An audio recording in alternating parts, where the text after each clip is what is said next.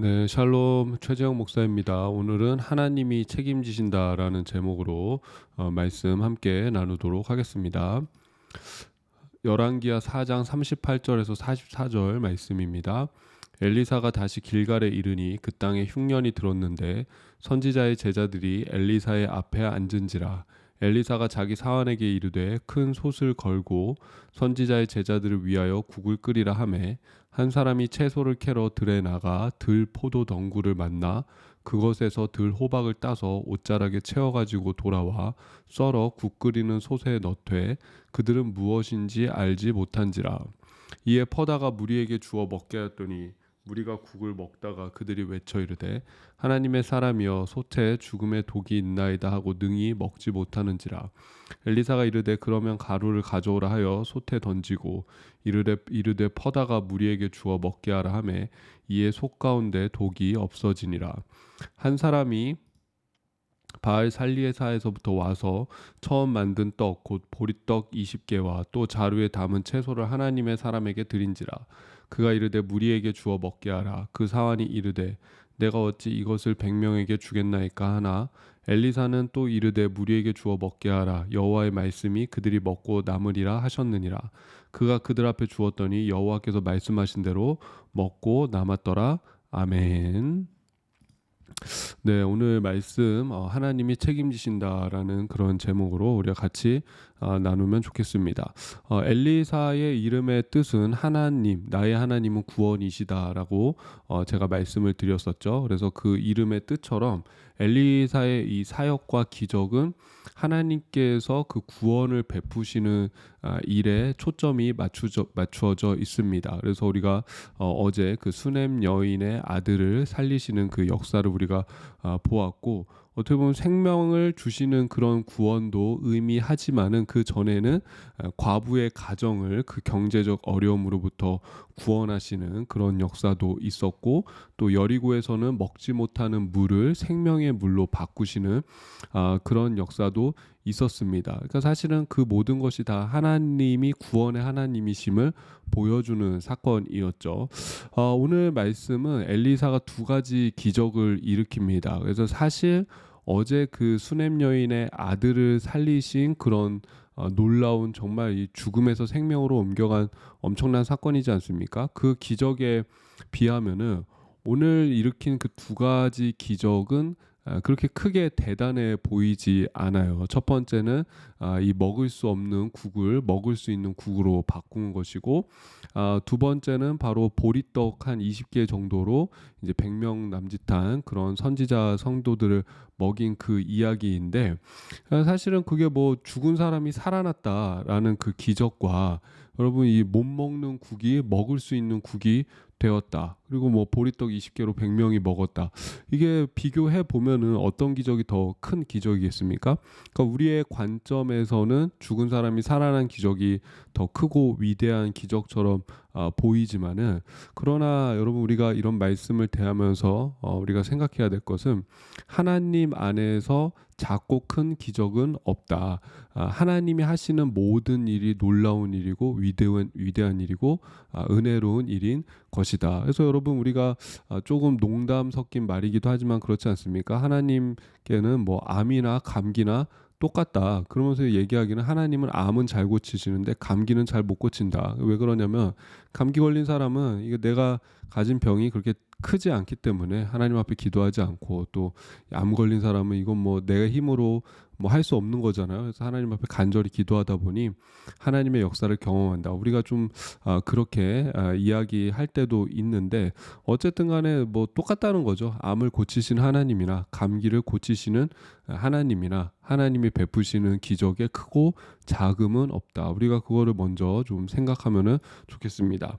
장소가 다시 이동되는 걸 볼 수가 있습니다. 지금 엘리사가 길갈로 향하는 것을 볼 수가 있죠. 38절 보면 엘리사가 다시 길갈에 이르니 그 땅에 흉년이 들었는데 선지자의 제자들이 엘리사의 앞에 앉은지라. 지금 이 길갈에도 선지자 학교가 있었다라는 것을 알 수가 있어요. 그 선지자 학교는 오늘날로 치면은 이 신학교라고 할 수가 있고 하나님의 사람들을 양성하는 그런 학교라고 할 수가 있는 것이죠.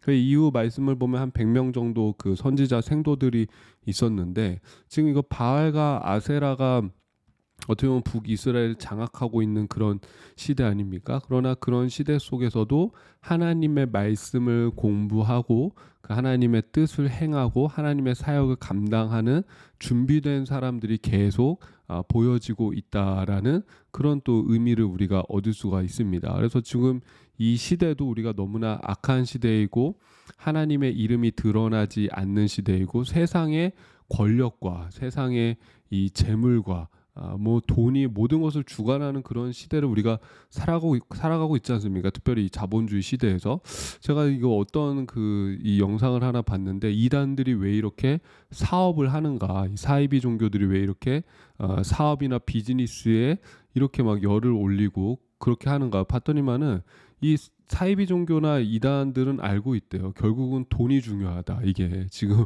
뭐 하여튼 사람들을 유혹하고 미혹하는 것도 돈으로 하는 거고 그러니까 이게 돈이 어쨌든 세상의 중심이고 돈이 권력이다라는 것을 알고 있기 때문에 그들이 이 성도들이라고 하면 안 되죠. 어쨌든 자기들을 추종하는 그런 사람들한테 벌어들이는 그 수익이 아니라 비즈니스를 통해서 안정적인 수익을 확보하려고 하는 그런 시도들을 이단과 이 사이비 종교들이 한다는 거예요. 그러니까 그들이 이 뭐죠? 돈이 결국은 최고다. 돈이 최고의 권력이다라는 것을 이미 알고 이 진작부터 이단과 사이비는 거기에 뛰어들었다라는 것이죠. 그러니까 참 이게 악해요. 악한데 뭐 영악한 건지 악한 건지 하여튼 그래서 여러분 이단하고 사이비의 특징은 뭐냐면 항상 이 돈과 관련이 있는 것이죠.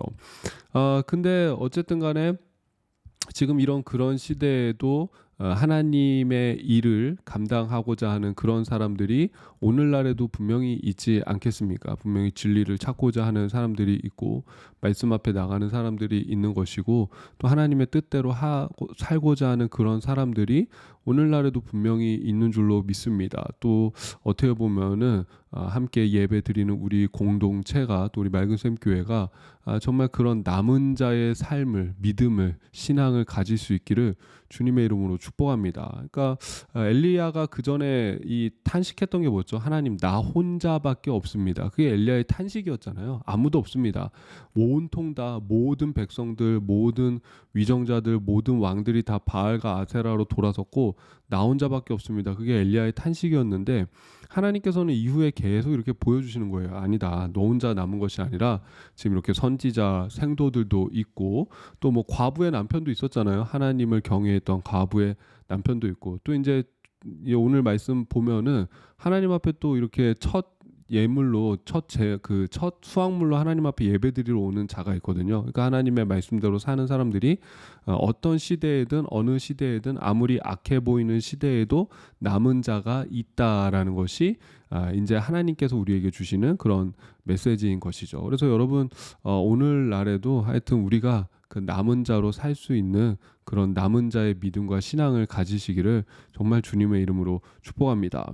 근데 막상 가서 보니까는 그 길이 이제 쉬운 건 아니죠. 흉년으로 인해서 어려움이 찾아왔다. 사실은 이 고대 근동에서 가장 큰 그 재앙은 바로 가뭄이에요. 흉년이에요. 흉년. 뭐 오늘날 우리가 치면은 무슨 뭐 이게 무슨 머니 쇼크가 오는 그런 것들이 사실 가장 큰 재앙이지 않습니까? 뭐 기업이 무너진다든지 뭐 IMF다든지 그러니까 경제적으로 뭔가 그런 머니 쇼크가 오는 것들이 가장 큰 오늘날의 재앙이다라고 한다면은 이때 당시에 고대 근동에서 흉년이 가장 큰 재앙입니다. 뭐 거두는 것이 없으니 먹을 것이 없는 것이죠. 그러니까 일반 백성들도 어려운 그런 흉년의 시절을 보내고 있는데 이 지금 선지자 생도들 이 신학생들이 뭐 먹을 게 있겠습니까? 또 뭐 이때 당시에 뭐 얼마나 많은 백성들이 지금 이 선지자 생도들을 섬기겠습니까? 그렇지 않은 것이죠. 그런 상황에서 지금 보면은 우리가 옛날에 먹을 것이 없을 때 뭐 들과 산으로 나가서 나물 캐먹고 산나물 캐먹고 또 나무 껍질도 벗겨 먹고 나무 뿌리도 캐먹는 그런 일들이 있었잖아요. 그런 것처럼 비슷한 상황이 지금 이 38절에서 펼쳐지고 있는 것이죠. 그래서 엘리사가 먹을 게 없으니까는 자기 사환, 아마 이 사환은 엘리사의 사환은 이제 게하시였을 것 같은데 어쨌든 자기 종한테 얘기해서 나가서 큰 솥을 걸고 국을 끓여라, 뭐라도 이제 주워 와가지고 먹을 수 있는 뭐 식물 좀 걷어 와가지고 캐 와가지고 채집해 와가지고 어떻게든 하여튼 먹을 수 있는 국이라도 끓여봐라 하고 이야기를 합니다. 그래서 어떻게 합니까? 39절 보면 한 사람이 채소를 캐러 들에 나가 들포도 덩굴을 만나 그것에서 들호박을 따서 옷자락에 채워가지고 돌아와 썰어 국 끓이는 솥에 넣되 그들은 무엇인지 알지 못한지라. 그래서 나가가지고 뭔가 먹을 수 있는 것들을 채집해 왔어요. 그래서 그걸로 이제 국을 끓였는데 여기서 보면 들포도 덩굴을 만나 들호박을 땄다라고 되어 있는데 이게 이제 콜로신스라는 그 박과, 우리도 뭐 그 박 있잖아요. 뭐 호박도 있고 무슨 큰 박도 있지 않습니까? 하여튼 박과의 식물인데 이게 생긴 것은 이제 오렌지 모양 같이 먹음직스럽게 생겼지만은 매우 쓰고 강한 독성을 가지고 있는 그런 식물이었을 것이다라고 우리가 그렇게 추측을 합니다. 그러니까 보기에는 좋지만은 막상 먹으면 먹을 수 없는 것이죠. 그러니까 우리나라 같은 경우는 그런 게 유명하지 않습니까? 이 산에 가면은 버섯 같은 경우에 특히 보기에는 너무 예쁘고 먹을 만하게 생겼지만 그런 버섯일수록 독버섯일 확률이 높잖아요. 그래서 함부로 먹으면은 진짜 이 사망에까지 이를 수 있지 않습니까? 그런 것처럼 그런 어떤 식물인데 이거를 가지고 와서 이제 뭐 지식이 없으니까는 그거로 국을 끓인 것이죠. 그래서 39절의 마지막 보면 그들은 무엇인지 알지 못한지라라는 그 표현이 있는데 그게 무슨 뜻이냐면은 지금 넣고 국을 끓이긴 하는데 뭐 호박처럼 생겼다. 들호박인가 보다. 야생에서 나는 호박인가 보다 해가지고 갖고 와가지고 국을 끓였는데 이 사람들이 지금 이게 아무도 모르는 거예요. 뭘 넣고 끓였는지 아니면은 이게 도대체 먹을 만한 것인지 아닌지, 그러니까 뭔지 모르는 거예요.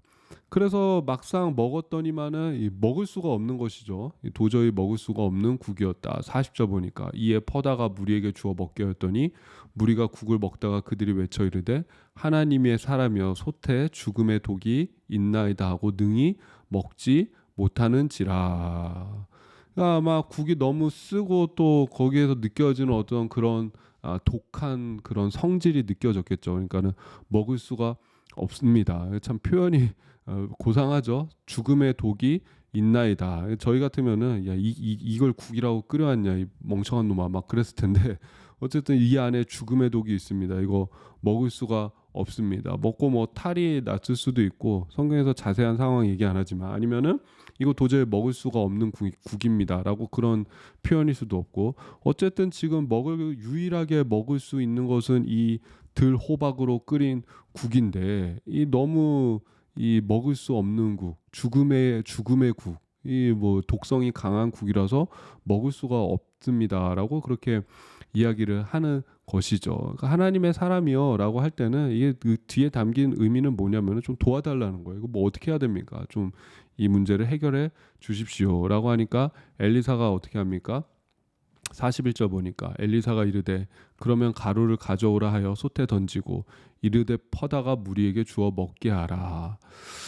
여기서 이 가루는 밀가루를 기본적으로는 의미하고 또 밀가루에 소금을 섞지 않았을까 그렇게 예측하는 경우도 있습니다. 어쨌든 그 가루를 갖고 와라 해서 가루를 넣으니 국 안에 있는 독과 그 쓴맛이 해소되어서 먹을 수 있는 생명의 국이 되었다. 죽음의 국에서 생명의 국이 되었다라고 그렇게 할 수 있어요. 그러니까 죽음의 스프에서 생명의 스프가 되었다라는 것인데 여러분 뭐 우리가 생각할 때는 그냥 상식적으로 생각할 때 뭔가 그걸 해독할 수 있는 가루를 넣거나 아니면은 그 가루를 넣었을 때 해독 작용이 일어났거나 뭐 그렇게 했을 거다라고 상식적으로 생각할 수 있지만은 또 그게 아닌 것이죠. 우리가 이거를 신앙적인 관점에서 보면은 하나님께서 그 수프를 먹을 수 있는 수프로 바꾸신 것이죠. 그러니까 이것도 여러분 기적입니다. 수냄 여인의 아들을 살리신 것도 기적인 것이고 먹을 수 없는 그 음식을 먹을 수 있는 음식, 죽음의 음식을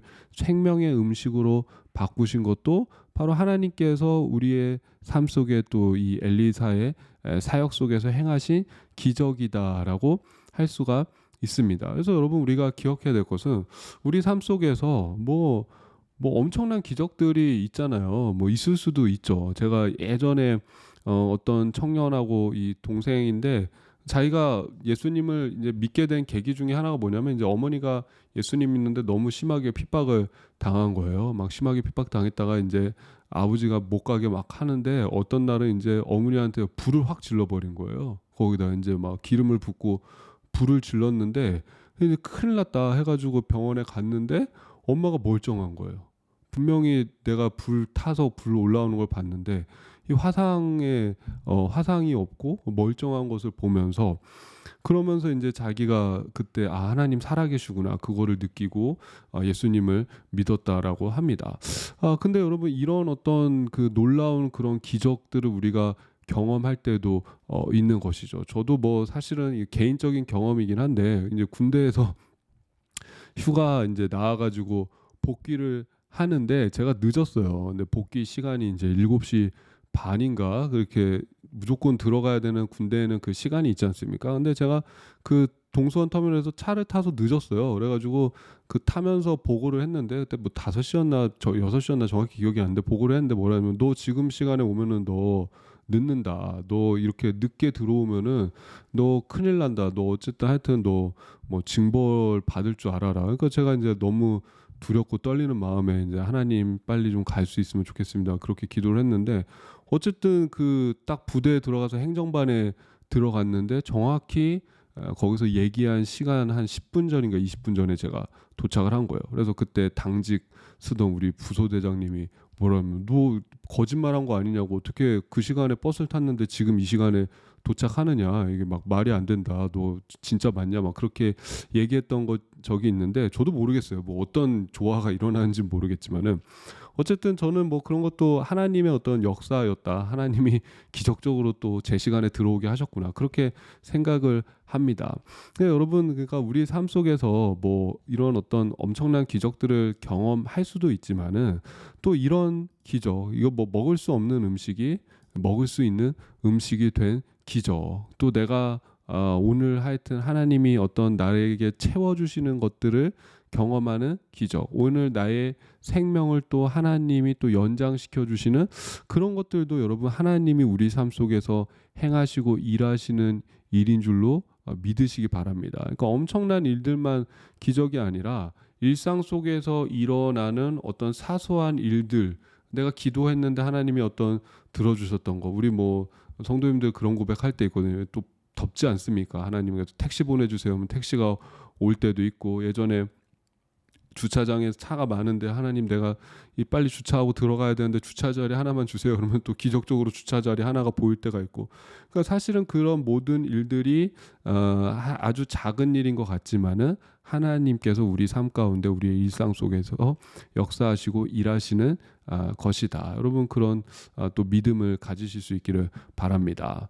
그래서 이 이제 먹는 것이죠. 먹고 이제 허기를 달래는 것이죠. 어쨌든 생명이 유지가 되고 연장이 되는 것이죠. 그 다음에 바로 일어나는 일이 무엇입니까? 41절 보니까 한 사람이 바알 살리사에서부터 와서 처음 만든 떡 곧 보리떡 20개와 또 자루에 담은 채소를 하나님의 사람에게 드린지라 그가 이르되 무리에게 주어 먹게 하라.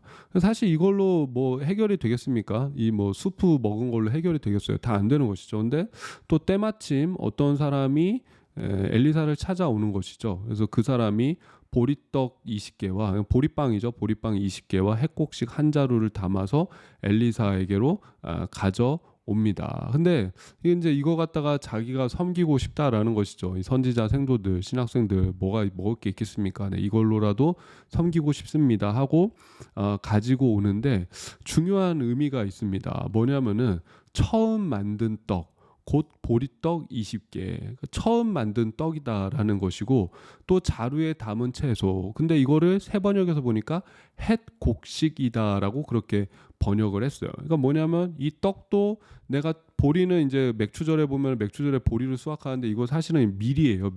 밀인데 어쨌든 처음 내가 한 해의 첫 번째 수확물로 거둔 것으로 이제 하나님 앞에 드리는 저희가 맥주절인데 어쨌든 이 내가 첫 번째 수확물로 거둬서 그걸로 빵을 만들어 가지고 그 빵을 가지고 지금 엘리사에게 가져왔다는 것이고, 핵곡식 처음 수확물로 거둔 그 곡식을 엘리사에게 가져왔다라는 것이죠. 그러니까 처음 만든 떡이고 처음 수확한 그 곡식을 가지고 왔다. 첫 수확물의 열매를 지금 하나님 앞에 가지고 왔다라는 것입니다. 그러니까 여러분 여기에 참 중요한 의미가 있습니다. 그 모세 오경을 보면은 출애굽기나 그런 레위기나 이런 데서 말씀하는 게 있어요. 뭐냐면 하나님의 율법으로 주신 것 중에 처음 난 것으로 하나님께 드려라라는 그런 율법이 있습니다. 출애굽기 23장 19절 제가 읽어드리면은, 내 토지에서 처음 거둔 열매에 가장 좋은 것을 가져다가 너희 하나님 여호와의 전에 드릴지니라. 이게 이제 맥추절하고 연관되는 말씀이에요. 그래서 맥추절을 이게 지키는 겁니다. 첫 열매로 하나님을 섬기고 하나님께 제사하고 하나님을 예배하고 하나님을 기억하라라는 것이죠. 그러니까 여러분 예전에 우리 원로 목사님 항상 하시는 말씀에 하나님은 첫 것을 좋아하신다. 근데 하나님이 처음 것을 좋아하시고 처음 것을 드리라라는 것이 무슨 의미일까? 하나님은 왜 이렇게 첫 번째에 집착하시는 것 같을까? 거기에 담긴 의미가 있는 거예요. 뭐냐면 첫 번째 첫 열매를 드린다라는 것은 믿음의 표현이에요. 그러니까 하나님 첫 번째 수확을 하게 하신 하나님, 내가 이거 하나님 앞에 첫 번째 수확을 오면 얼마나 귀합니까? 내가 정말 1년 동안 기다렸다가 얻은 첫 번째 수확이잖아요. 우리 뭐 직장인들도 첫 월급이 정말 귀한 거 아닙니까? 어떻게 보면 내가 사회생활 그동안에 계속 소득 없는 생활을 지냈다가 사회 나가서 첫 번째 내가 얻은 소득 얼마나 귀합니까? 근데 그거를 하나님 앞에 드리라라는 것은 이 믿음 없이는 드릴 수가 없는 거예요. 그러니까 하나님 첫 번째 수확을 하게 하신 그 주님, 그걸 내가 먹지 않고 내 뜻대로 그거를 사용하지 않고 나를 채우는 데 쓰지 않고 하나님 앞에 드린다라는 것은 하나님이 앞으로도 더 풍성한 수확을 주실 줄로 믿습니다라는 그 믿음의 표현이에요. 그리고 또 가장 좋은 것을 하나님께 드린다라는 그런 의미가 있습니다. 근데 하나님께 드린다라고 할 때 이 하나님 가장 좋은 것을, 하나님 입장에서 가장 좋은 것은 뭐냐면은 상품적으로 완벽한 것이 아니라, 상품적으로 가장 극상품인 그런 의미가 아니라 가장 깨끗한 거, 그러니까 처음 것을 하나님은 가장 좋은 것으로 여기신다. 그러니까 여러분 뭡니까? 내 믿음이 또 믿음이 담겨 있는 것이고 처음 것으로 하나님 앞에 드린다. 가장 좋은 것으로 하나님 앞에 드린다라는 것이 이제 첫 번째 열매를 주님께 드린다라는 거기에 담긴 그런 의미입니다. 또 보면은 하나님께서는 뭐 자녀나 가축이나 첫 번째 것이 전부 내 것이다라고 그렇게 말씀을 하세요. 그건 뭐냐면은 이제 출애굽 시절 때 유월절 사건이 있잖아요. 이집트의 모든 첫 번째 것들이 죽었을 때 이스라엘 백성들이 산 것이 사실 하나님의 은혜이지 않습니까? 그러니까 그때를 기억하면서 원래 처음 것은, 그 뒤로는 다 처음 것은 하나님의 것이다. 그러니까 하나님의 은혜로 구속받은 것이기 때문에 처음 것은 하나님의 것이다라는 그 은혜를 기억하라라는 그런 의미이죠. 그러니까 사실 이 사람이 지금 이름 모를 이 사람 바알 살리사, 이 살리사 지역이 예전에 사울이 잃어버린 그 자기의 그 가축을 찾았던 그 지역인데, 바로 이 사람이 와서 하나님 앞에 이 처음 수확한 그 곡식으로 만든 빵을 하나님 앞에 드리고 처음 수확한 그 핵곡식을 하나님 앞에 드린다라는 것은 나는 하나님을 경외하고 있다라는 거예요. 하나님을 예배하는 행위인 것이고, 그 시대에도 여전히 그 하나님의 율법을 지키며 하나님의 말씀대로 뜻대로 사는 사람이 있었다라는 것입니다. 그러니까 여러분 이게 참 하나님 입장에서는 얼마나 귀하겠습니까? 야, 지금 이 시대에도 이 첫 수확물을 가지고 나한테 가지고 오는 사람이 있구나. 지금 이 시대에도 이 선지자 생도들을 기억하고 첫 수확물로 자기가 먹는 것이 아니라 보리떡을 만들어 가지고 가져오는 이 사람이 있구나. 그러니까 여러분 이게 사실 얼마나 귀합니까? 그 양이 중요한 게 아니죠. 사실 보리떡 20개면은 이거 100명 정도 되는 선지자 생도들이 먹을 수 있는 양은 아니죠. 부족하죠. 그러나 그 양이 중요한 게 아니라 이 사람의 그 중심과 헌신, 하나님을 향한 그 마음, 그게 정말 중요한 것 아니겠습니까? 근데 여러분 이 포인트는 뭐냐면은 하나님께서는 바로 이런 사람을 통해서 일하시고 계시다라는 거죠. 하나님께 헌신된 한 사람, 하나님의 말씀을 기억하고 율법을 기억하는 그 한 사람, 하나님 앞에 영광 돌리고 하나님의 은혜를 바라보는 이 한 사람을 통해서 하나님은 정말 이 말도 안 되는 기적을 행하신다라는 것입니다. 그래서 엘리사가 이야기하죠. 이거 무리에게 주어 먹게 하라. 근데 이 개하신 것 같은데 43절 보면 뭐라고 합니까? 그 사원이 이르되 내가 어찌 이것을 100명에게 주겠나이까? 하나 엘리사는 또 이르되 무리에게 주어 먹게 하라. 여호와의 말씀이 그들이 먹고 남으니라 하셨느니라. 개하시기에는 벌써 계산이 빠른 거죠. 아니 이거 뭐 이걸 어떻게 100명인데 어떻게 다 줍니까? 그러니까 사실은 그럴 수도 있어요. 이거 그냥 우리가 먹고 끝냅시다. 그럴 수도 있는 거예요. 우리 둘이 한 일주일 정도 하루에 뭐 3개씩 먹으면 한 일주일 먹지 않겠습니까? 일주일씩 먹고 끝냅시다. 그런 의미일 수도 있고 뭐 줘봤자 이거 뭐 간에 기별이나 가겠습니까? 그런 의미일 수 있는데 엘리사의 말씀이 뭐죠? 여호와의 말씀이 그들이 먹고 남으리라 하셨느니라. 그러니까 엘리사도 무작정 이게 뭐 해라 하지 마라 그렇게 하는 게 아니에요. 자기가 판단하는 게 아니에요. 하나님께서 말씀하셨다. 네가 지금 볼 때는 보리떡 20개 부족해 보이지만은 나눠줘라. 분명히 먹고 남을 것이다. 그러니까는 뭐에 지금 의지하고 뭐를 붙들고 나아가고 있는 겁니까? 결국 하나님의 말씀을 의지하는 것이죠. 하나님의 말씀이 내가 볼 땐 아니라고 할지라도 하나님의 말씀이 그렇다면은 그런 줄로 믿습니다. 그렇게 하는 것이죠. 나중에 베드로가 고백하지 않습니까? 내가 말씀에 의지하여 그물을 내리겠습니다. 깊은 데로 가서 그물 내려라라고 예수님이 말씀하시니까는 밤이 새도록 수고하여서 얻은 것이 없지만은 내가 할 수 있는 것 다 해봤지만은 그러나 하나님의 말씀에 하라고 하시니 내가 다시 한번 해보겠습니다. 그게 베드로의 고백이었잖아요. 그냥 지금 엘리사의 고백이 똑같은 거예요. 하나님 말씀하시니 내가 해 보겠습니다. 하나님 말씀 의지해서 내가 해 보겠습니다. 여러분 이게 정말 우리의 신앙이 되어야 할 줄로 믿습니다. 내가 볼 때는 상황은 또 나의 어떤 형편이 다 우리는 이 생각이 나잖아요. 어떤 일을 결정하고 행할 때. 그러나 분명히 하나님이 주시는 어떤 말씀이 있고 확신이 있고 믿음이 있다고 한다면은 그 말씀을 의지하여서 내가 하나님의 뜻대로 행하는 것 그때 여러분 분명 하나님의 역사와 기적이 일어날 줄로 믿습니다. 그래서 그 보리떡 가지고 이제 다 먹는 거예요. 한 100명 정도 되는 사람이 다 먹는데 먹고 44절 보니까 뭐래요? 그가 그들 앞에 주었더니 여호와께서 말씀하신 대로 먹고 남았더라. 하나님의 말씀이 결국은 이루어졌다라는 것이고 이것이 우리가 나중에 신약 성경 하면 예수님이 그 일으키시는 그 보리떡 그 오병이어 보리떡 5개와 물고기 2마리로 5천 명을 먹이시는 사건과 또 연결되는 것을 볼 수가 있습니다.